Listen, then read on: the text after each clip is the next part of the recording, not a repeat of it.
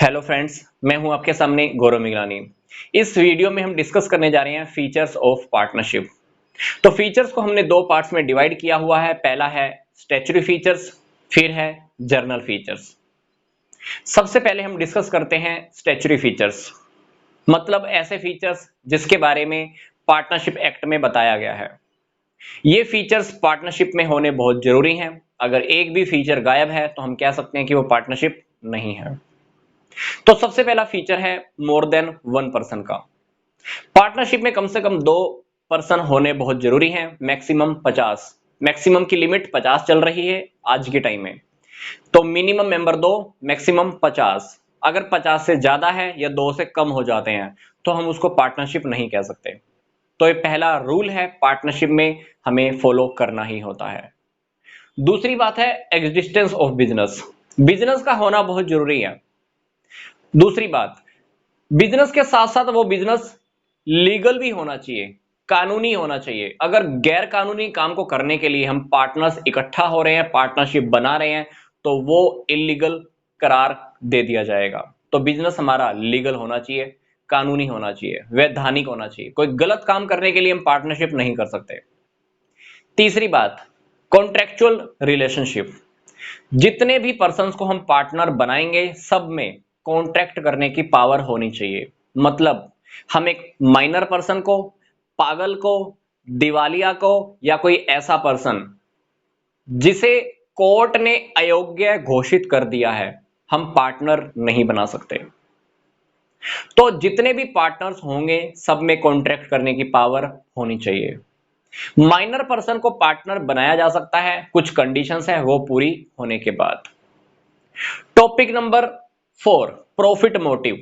हमारे बिजनेस का target profit कमाना होना चाहिए। अगर हम प्रॉफिट नहीं कमाना चाहते तो इसका मतलब क्या है, हम समाज के कल्याण की बात कर रहे हैं, समाज की भलाई की बात कर रहे हैं, तो वो पार्टनरशिप नहीं होगी। वो क्या होगी, not for profit organisation, NPO, या जिसको हम कहते हैं एनजीओ। हम पार्टनरशिप कर रहे हैं तो बिजनेस होना चाहिए, बिजनेस का टारगेट प्रॉफिट कमाना होना चाहिए। सबसे इंपॉर्टेंट बात जो मैं आपको अब बताने जा रहा हूं, मान लीजिए 3 पार्टनर्स हैं, सभी को प्रॉफिट में हिस्सा मिलना जरूरी है।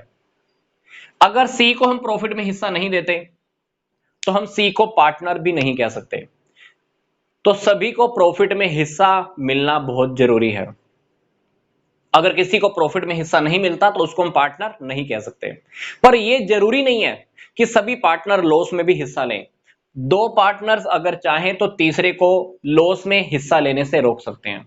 तो मैं आपके सामने फिर से रिपीट कर रहा हूं, बिजनेस होना चाहिए, बिजनेस का टारगेट प्रॉफिट कमाना होना चाहिए। यह जरूरी है कि सभी पार्टनर्स को प्रॉफिट में हिस्सा मिले, क्योंकि अगर जिसको हम प्रॉफिट नहीं दे रहे हैं उसको हम पार्टनर नहीं कह सकते। पर यह जरूरी नहीं है कि सारे पार्टनर्स लॉस में भी हिस्सा लें। पांचवी बात है हमारी प्रिंसिपल एजेंट रिलेशनशिप। मान लो ए ने कोई कॉन्ट्रैक्ट किया तो बी और सी क्या बन गए, एजेंट बन गए, क्योंकि ए यहां पर प्रिंसिपल, बी और सी एजेंट। सी ने कोई कॉन्ट्रैक्ट किया तो सी के कॉन्ट्रैक्ट की वजह से और अब ए और बी बंध चुके हैं, उनको भी ये कॉन्ट्रैक्ट मानना होगा। तो सी यहां पर प्रिंसिपल है तो ए और बी क्या बन गए, एजेंट बन गए। तो पार्टनरशिप के अंदर पार्टनर्स एक वक्त पर प्रिंसिपल हैं तो दूसरे वक्त पर वो वही पार्टनर्स एजेंट भी कहे जा सकते हैं। तो पार्टनरशिप में जो पार्टनर्स का रिलेशनशिप होता है वो प्रिंसिपल और एजेंट का होता है। अब हम डिस्कस कर लेते हैं पार्टनरशिप के कुछ जर्नल फीचर्स, वो फीचर्स जिसके बारे में पार्टनरशिप एक्ट में कोई उल्लेख नहीं किया गया। तो सबसे पहला फीचर है अनलिमिटेड लायबिलिटी का, असीमित दायित्व।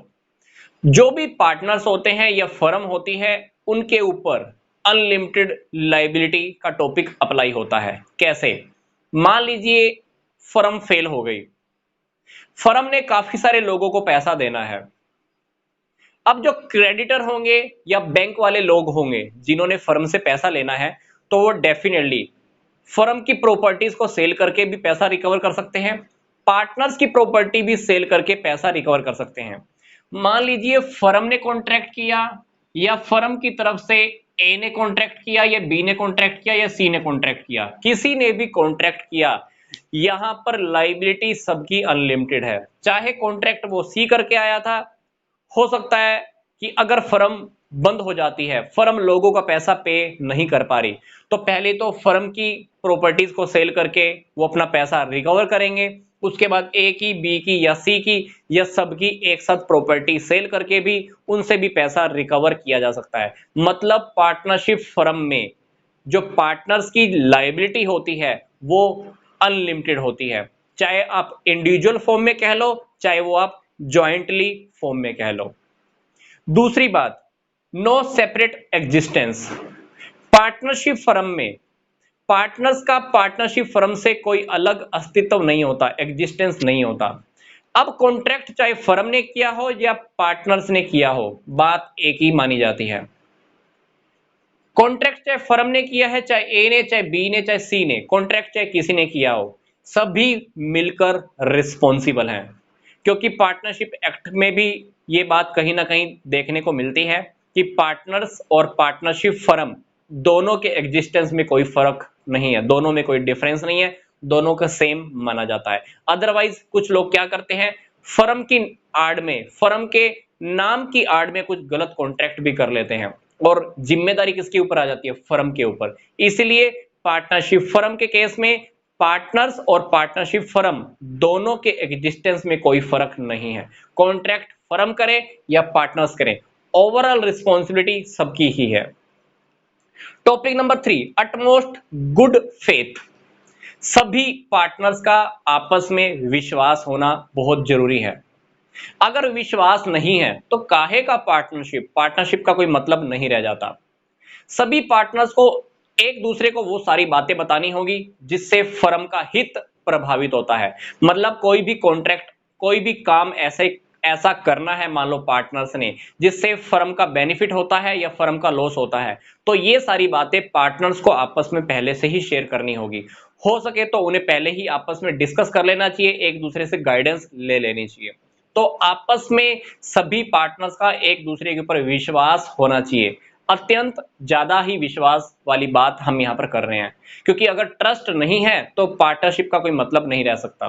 क्योंकि जब भी हम कोई बिजनेस करते हैं तो बिजनेसमैन जो भी होते हैं, पार्टनर जो भी होते हैं, उन दोनों का, उन सबका एक दूसरे के ऊपर ट्रस्ट होना बहुत जरूरी है, तभी बिजनेस चल पाता है। चौथी बात है, restriction on the transfer of the interest. अगर कोई पार्टनर अपना शेयर किसी अदर पर्सन को सेल करना चाहता है, उसके ऊपर रिस्ट्रिक्शन है। कैसे? मान लीजिए 3 पार्टनर हैं ए बी सी। सी चाहता है कि मैं अपना शेयर डी को सेल कर दूं, ठीक है, सेल कर सकता है, पर उसके लिए ए और बी का एटीट्यूड यस एटीट्यूड होना चाहिए। मतलब ए और बी दोनों यस कर दें, हाँ, सी को बोल दें कि तुम अपना शेयर चाहो तो डी को सेल कर सकते हो। तो ये बात फॉलो करनी होती है कि अगर कोई पार्टनर अपने शेयर को किसी और पार्टनर को ट्रांसफर करना चाहता है तो उसको बाकी के पार्टनर से भी यस निकलवानी होगी, यस कहलवानी होगी। अगर सभी पार्टनर्स रेडी हैं तब ही एक पार्टनर दूसरे पार्टनर को अपना शेयर ट्रांसफर कर सकता है।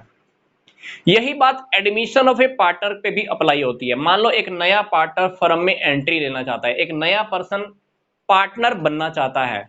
अब सी चाहता है कि डी को पार्टनर बना ले, ए और बी कहते हैं नहीं बनाना, तो डी को हम पार्टनर नहीं बना सकते।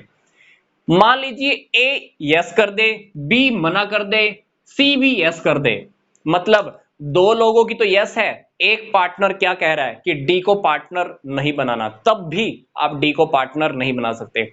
मतलब किसी नए पर्सन को अगर आप पार्टनर बनाना चाहते हो तब भी सारे पार्टनर्स की यस होनी बहुत जरूरी है। तो ये हमने डिस्कस किए कुछ जर्नल फीचर। मैं आपको फिर से बता रहा हूं, जर्नल फीचर्स की बात पार्टनरशिप एक्ट में नहीं की गई, फिर भी हमें इसकी इंफॉर्मेशन होनी चाहिए।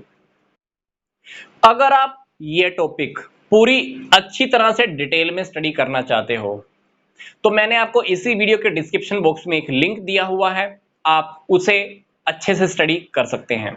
मिलते हैं अब हम नेक्स्ट वीडियो में। यहां तक का वीडियो देखने के लिए आपका धन्यवाद।